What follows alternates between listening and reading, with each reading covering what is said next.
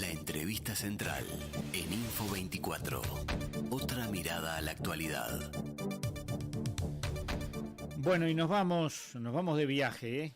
Nos vamos a Argentina, donde este domingo tendrán lugar las PASO, y allí habrá veedores internacionales, entre ellos la senadora Sandra Lasso del Frente Amplio, que, justamente es nuestra entrevistada de hoy. En principio para hablar de otros temas, un tema que hemos ya abordado profusamente aquí en Info 24 y sobre el cual Lucas Lavandera hiciera un informe el pasado martes, perdón. Me refiero al tema de las patrullas oceánicas, que ha sido, muy debatido el tema, tanto así que el contraalmirante Musso, el contraalmirante Gustavo Musso, jefe mayor del Estado Mayor de la Armada, se pronunció con respecto a este tema diciendo: me preocupa que la oferta tan baja venga del único astillero que nunca construyó una OPV. Así que, sobre este tema vamos a estar conversando, y sobre las elecciones en Argentina también, con Sandra Lasso, a quien ya la tenemos conectada a través de Meet, y le damos los muy buenos días. Muy buenos días, Álvaro. ¿Qué Un tal? un gusto realmente conectarnos desde acá. ¿Se está escuchando bien? Perfectamente. La seña que me hace Liber Sánchez de que mejor imposible, casi como si estuvieras aquí en estudio. Estamos cerquita. Muy cerca, sí. ¿Cómo está el clima por Buenos Aires? Está frío, pero viste que el frío por acá, por Argentina, es un frío más húmedo, Más entonces húmedo, no se sienten... sí. No hay 11 grados en este momento, estamos desde tempranito conectados a los medios para ver qué pasa. Tú sabes que ayer se dio un hecho lamentable, que cortó la campaña, es, por otra parte. Exactamente, de hecho tuvimos varias cambios en el vuelo que nos traía hacia aquí, porque había algunas cuestiones que tenían que ver ya no con lo climático, sino con el clima que político se estaba viviendo. Contanos un poco, Sandra, a lo que te estás refiriendo, porque puede haber oyentes que no sepan de lo que estamos hablando. Mira, en el momento en que veníamos pasando por el obelisco se estaba manifestando un grupo de personas que no eran más, a mi ver y entender, no eran más de 100, 150 personas, que en realidad es esas lógicas que tienen a veces las campañas electorales, una manifestación de ciudadanas y ciudadanos que promovían el voto en blanco. Uh-huh. Y había del lado de enfrente, digamos, del obelisco, un contingente policial vigilando y estas personas manifestándose, y había un periodista cubriendo allí, Facundo Molares. En determinado momento nosotros pasamos y estaba todo bastante tranquilo dentro de lo que es una manifestación popular, ¿no? Uh-huh. Y a las 2 o 3 horas estábamos haciendo una visita guiada en el Museo Eva Duarte de Perón, y nos llega la noticia de que este periodista había fallecido en circunstancias por lo menos dudosas. Uh-huh.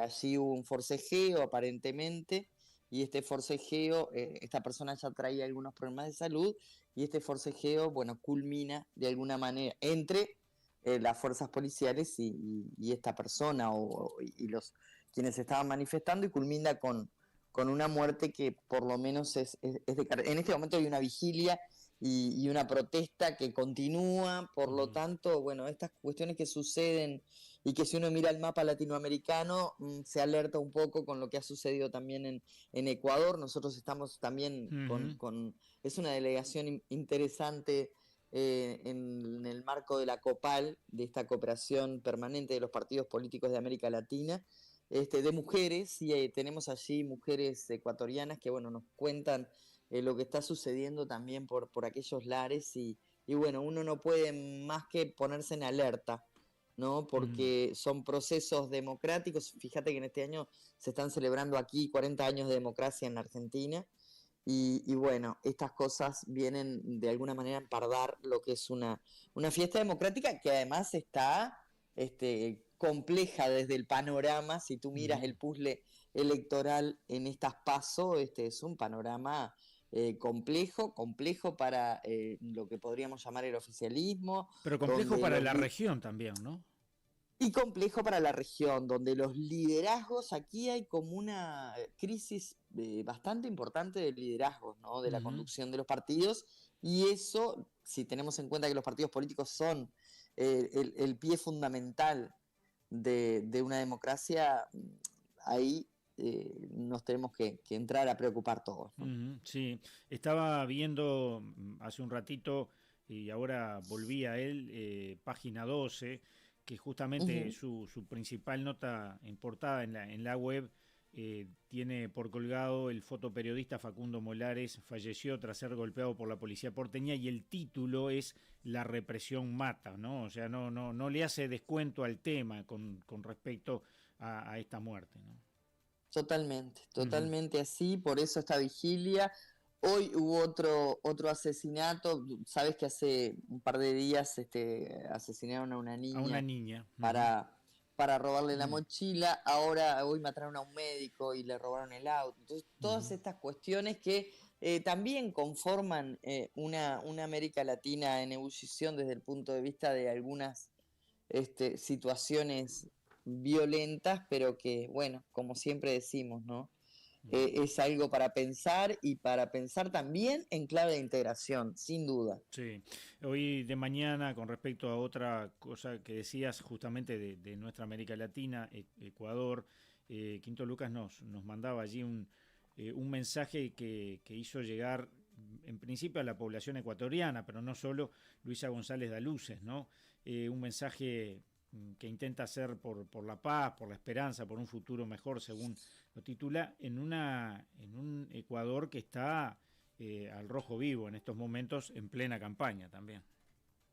Sí, pero además algunas cuestiones que parecen estratégicamente direccionadas desde algún lugar Mm, donde se responsabiliza, imagínate, eh, a la izquierda, donde se responsabiliza, al Foro de San Pablo se llegó a mm, responsabilizar de este asesinato, lo cual es, ayer lo analizábamos con Mónica Valente, la representante de Asuntos Internacionales del Partido de los Trabajadores de Brasil, que tendría, digamos, de objetivo, en este caso, un asesinato que ni siquiera era alguien, la candidata que va al frente es la candidata que nuclea a los partidos progresistas mm, y el asesinato de esta persona, todo apuntaría hacia otro lugar claro. Mm, y no hacia quien se está responsabilizando de esto. Entonces nos da esa pauta de que, bueno, hay un direccionamiento, yo creo que organizado y estratégico, de frenar un avance que, a pesar de todo, a pesar de todos los escollos, a pesar de los retrocesos en materia de agenda de derechos que hemos sufrido varios de los países de América Latina, continúa latente y continúa trabajando. Entonces, esa dirección que aparece planteándose no se puede analizar solo desde Ecuador, solo desde claro. Argentina o Ujú. solo desde otros procesos electorales. Necesariamente creo que los partidos progresistas de América Latina los tenemos que pensar y analizar en conjunto en una globalidad que en algún momento llega. Ujú. Hablando de ¿llegó a Argentina el apoyo a Milei de parte de Bolsonaro? Bueno, ahí hay un terreno que es bastante, para nosotros uruguayos, bastante sobrios desde el punto de vista de lo que es una campaña electoral. Es algo realmente un fenómeno que ayer un poco nos comentaban las compañeras argentinas, un fenómeno extraño, ¿no? Ujú. Es como una presentación mucho más artística y estelar de lo que puede ser una campaña política. Y bueno, Mm, ahí los apoyos efectivamente llegan desde algunos espacios complejos, ¿no? sí, sí. Complejos, pero estas apariciones, si uno ve un poco lo que fue el cierre de la campaña, parecía más un fanático religioso con el mayor de los respetos Ujú. a las religiones que un líder político donde no hay un proyecto específico, ¿no? Claro, sí, De sí. todas maneras, Bueno, el tal domingo vez por eso el apoyo de Bolsonaro, ¿no? Porque se siente identificado. sin duda, y bueno, veremos el domingo qué sucede, ¿no? Porque Ujú. es bien variopinto el escenario político que hay. Lo Sí. cierto es que hay que seguir con mucha atención lo que sucede por aquí en esta primera etapa que sería las PASO, todavía no se comprende mucho que las PASO, que vendrían a ser unas elecciones internas, en definitiva, que aquí no son obligatorias además, en definitiva marcan y se termina eligiendo, sí, a quien puede llegar a ser el presidente de la República, sin duda. Sandra, y al final terminamos invirtiendo el orden previsto, sí. Pero bueno, no hay problema porque estamos conversando de todas maneras. Vamos al tema que originalmente nos llevaba a convocarte para esta mañana y que tiene que ver con la compra de esos, no sé, patrulleros oceánicos, no sé ya cómo llamarlo, OPV,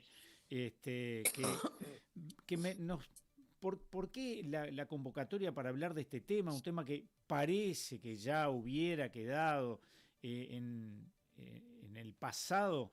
Bueno, porque justamente nos da la sensación de que hay muchos temas que se han acumulado poco claros, por decir algo, en este gobierno y que van quedando allí como en un segundo plano porque hay otros que lo van sustituyendo, más o menos graves.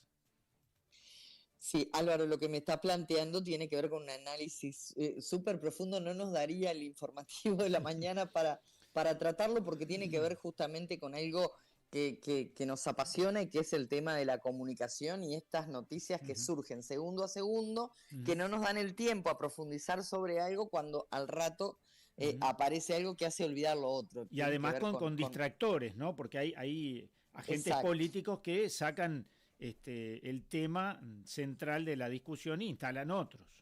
Y manejan muy bien ese ámbito. Lo cierto es que nosotros el día lunes recibimos al señor ministro de Defensa por una batería de temas. No era el único tema, el tema de la compra de las llamadas OPV, que son los patrulleros oceánicos, que el propio ministro dice, para nosotros, para el gobierno, es un asunto país. Para todos hay un asunto que tiene que quedar claro.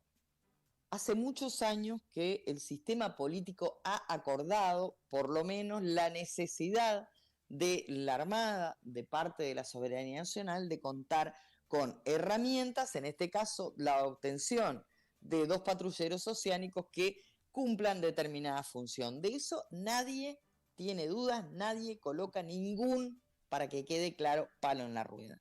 ¿Qué sucede? En el 2021 se hizo un llamado a oferentes, se anunció a través de una licitación por parte del ministro de Defensa Nacional con el presidente de la República y allí comenzaron a ofertar. El 31 de enero de 2023 el ministro, en declaraciones a la prensa, manifiesta claramente que el gobierno dejó sin efecto el proceso de compra de las OPV para la Armada Nacional que se había iniciado en 2021. ¿Por qué? Por una cuestión de costos. Y nos vuelve a repetir cuando vemos que no solamente no hubo un segundo llamado formal, sino que lo que hubo fue una disposición que desde la propia Armada y por vías poco ortodoxas, por lo menos, no fue un llamado con determinados puntos clave que podrían ser los aspectos técnicos, logísticos, en fin, de la necesidad de equipar estos OPV, llama a algunas de las empresas y les pasa, a mí me resulta, con el respeto debido, pero hasta irrisorio, pensar en alguien que levanta el tubo y dice, bueno, bájame esto, subime esto, en algo tan importante como el ministro lo dijo, como cuestión de Estado. Pero eso fue lo que sucedió. Y no lo decimos nosotros desde el ámbito político, que quede esto claro, nosotros recibimos, y acá tengo las versiones de taquigráficas de lo que fue la presentación del señor Nasmías, que es el representante de gerente comercial para Sudamérica y representante comercial de los astilleros Damen Shipyards Group, que estuvieron en la comisión y que presentaron alguna serie de descargos sobre lo que era la desprolijidad que había habido en este segundo llamado para tomar una decisión como la que se tomó. Y unos días antes de que compareciera el ministro, reitero, por este y otros temas que quedaron por el camino, porque en realidad no dio más que el tiempo para tratar el tema de OPV, también recibimos la carta de, en este caso, una empresa que es una empresa estatal, china, porque también sintieron que de alguna manera este proceso que además, debemos recordar, el ministro salió por todos los medios diciendo que apostaba a la transparencia, que era un tema país, en aras de esa transparencia había conformado una comisión que era de seguimiento, además de la comisión técnica. Lo cierto es que nosotros en varias oportunidades, lo hizo el senador Sánchez, lo hice yo, 13 preguntas, 10 preguntas más hace el senador Sánchez, el propio senador Blas, Rodrigo Blas, también hace algunas preguntas, y nosotros el único informe técnico que tuvimos en mano fue el filtrado a la prensa de Musso, que tú haces referencia ahora, que además lo mencionamos en varias de las preguntas al ministro. Fíjate que la comisión se llevó adelante a las 2 de la tarde, a las 14 horas, y ya teníamos indicios de que esta renuncia estaba sobre la mesa, y en ningún momento el ministro hace referencia. Es más, dice que se entera de la nota en el momento en que se le entregó. Obviamente que estaba dirigida a mí la nota, pero había una nota dirigida al ministro. Claro. Y esta nota salió con fecha 7 de julio, que era ese día. O sea, así como yo tomé nota de esa nota, también el ministro debe haber tomado. Claro. Y si no tomó contacto, es igualmente grave, ¿no? Pero además se le reiteraron las preguntas, cuya última pregunta, que viene específicamente allí en la nota de la empresa estatal china, hace referencia al informe Musso y al tema transparencia. De hecho, se pregunta qué alcance tiene la palabra transparencia en negrita y con mayúscula, el informe expresado por Musso. Entonces, ¿qué decimos nosotros? Para nosotros sigue siendo un tema de Estado, sigue siendo un tema serio, seguramente habría que borrar y dar de nuevo, barajar y dar de nuevo, y ahí expresar de otro modo ese apoyo del sistema político, pero con las cosas claras. Así, el Frente Amplio simplemente ha sido un espectador. De hecho, la propia comisión de seguimiento llegó un momento que no tuvo más sentido, más allá de que el ministro hace referencia. Tengo la versión taquigráfica que el 23 de mayo esperé la respuesta de los partidos políticos. Se desarmó por la vía de los hechos, porque muchas veces documentación, yo tengo los 5 o 6 informes presentados por el representante del Frente Amplio en esa comisión de seguimiento, muchas veces no podían avanzar porque la información que llegaba era información acotada, antes llegaba la prensa, o sea, nos informábamos por la prensa, no por la información que efectivamente se volcaba. Pero además, cuando solicitamos el informe técnico, que, reitero, ¿por qué tenemos el informe Musso en los medios? Lo tuvimos de alguna manera filtrado.